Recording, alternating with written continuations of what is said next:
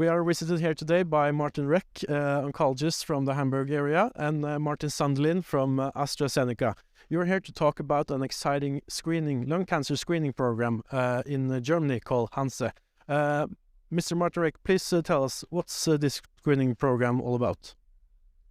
So the HANSE trial is an implementation trial. We do know that there is evidence for the early screening of lung cancer by the low-dose CT scan, but the question is how to transition this into clinical reality. And this is a project focused on the north of Germany. So we have 3 sites working together: Hanover, Groß-Ransdorf, and Lübeck. And we tried to figure out the way how we can implement the screening into our daily clinical life. And we wanted to approach 300,000 objects. We do this by the authorities, and we would like to see 5,000 high-risk candidates. And these 5,000 high-risk candidates, they are identified by the Nelson criteria of the screening trials, and they are invited for 2 screenings with low-dose CT scan. And then we will look on the results. We will have the report on the CT scans. We are building up a data bank on the pulmonary nodules. So we are trying to improve the assessment of the pulmonological findings. And the second part is how to work with the results. Because if we do see something, we need a workup and we need a quality assured workup. And therefore, all of us are working in dedicated lung cancer centers.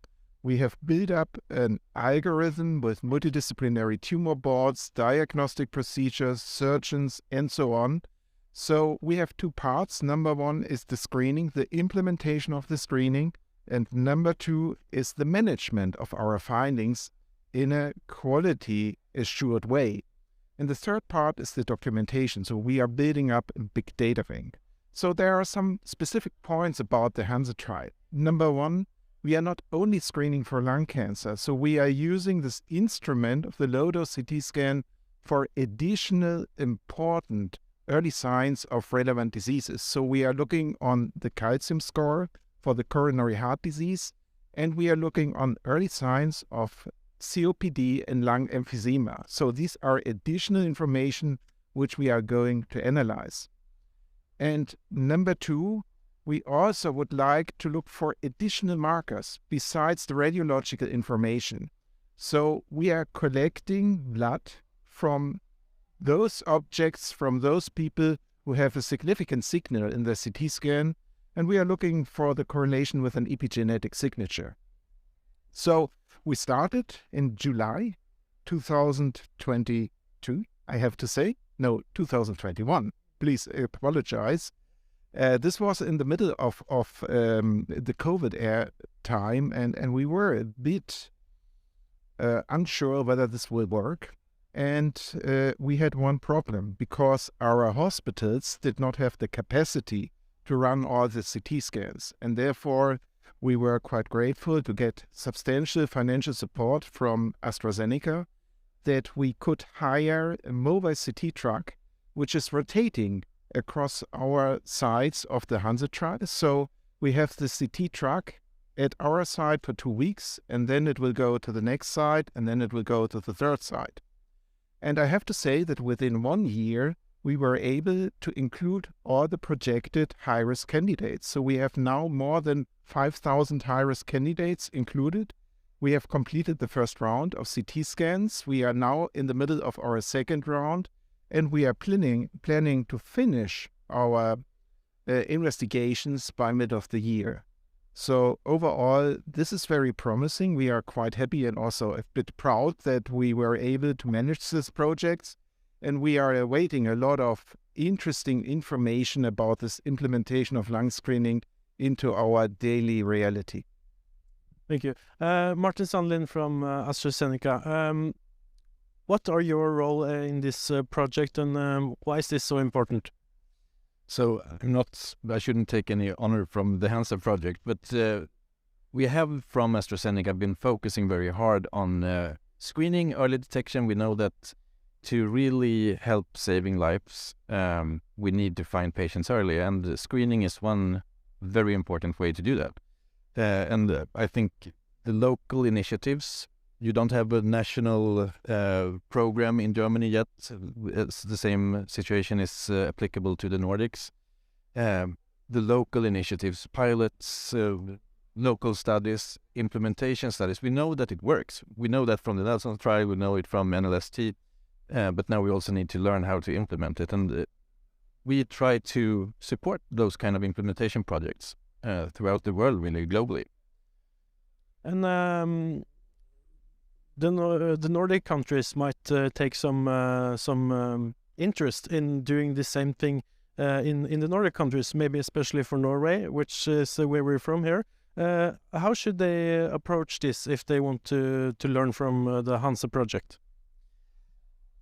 I mean, first of all, you need to start doing it. I mean, you need to kind of take this step of actually go to action, and then you need to decide on a way to, I mean, both how can you do it within the normal healthcare system, or should you have, for example, a mobile device, which is probably, we see that in a lot of different screening networks, that mobile devices really helps patients to get screened. A lot of these patients won't really go to the hospital. They might be a little bit hesitant. There is a stigma around lung cancer still.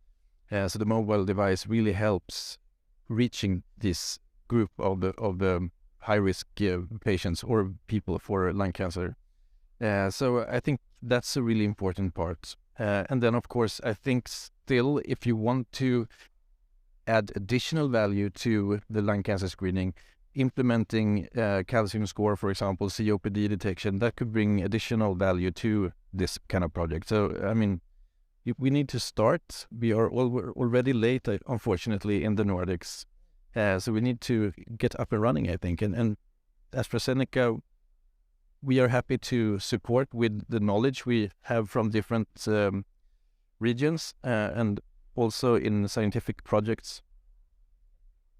Lastly, Martin Reck, where does this program go now? What's the status and how do you work on? So perhaps before we come to the end, perhaps some remarks for supporting such a program in other countries or other areas. And I think besides the fact that we have a mobile CT scan, approaching the candidates is a major issue. So in lung cancer, unlike breast cancer or other tumor types, people do not really like to be scanned for lung cancer for several reasons. And this is something that we actively worked on. So we have 3 ways how a candidate can come to the screening.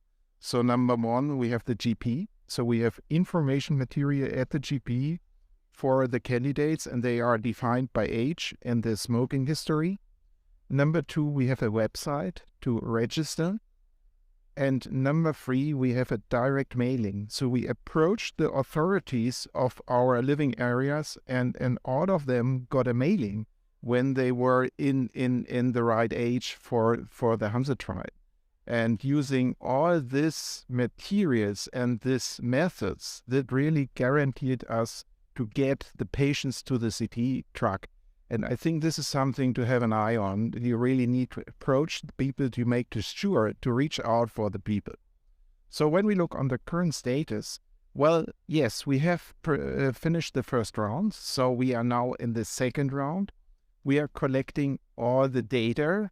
Interestingly, I can speak for my part of the HANSE trial. We do see indeed a lot of patients with early stage lung cancer that we are now operating. This is exactly the goal of our screening trial. A lot of people who would never expect to have something in the lung now are our patients, because we have identified early lung cancer, and hopefully we really can have some impact on the outcome of these patients, because we are talking about a curative disease.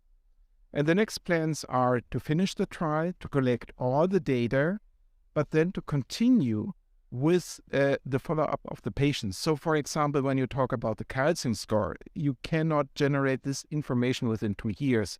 You need follow-up periods of 3, 4, or 5 years to need the cardiovascular event frequency and so on and so on. So these are our plans. And further north, we talked about the pulmonary nodules. So we are doing we are planning to save our databases on image information, and hopefully this is going to be a self-growing system for additional information of the future. I think that was the signal to carry off there. Thank you so much, Martin Reck and Martin Sandlin from AstraZeneca. I wish you good luck with the project, and it's very exciting to see if this will be something that can be implemented in the Nordics. Thank you very much.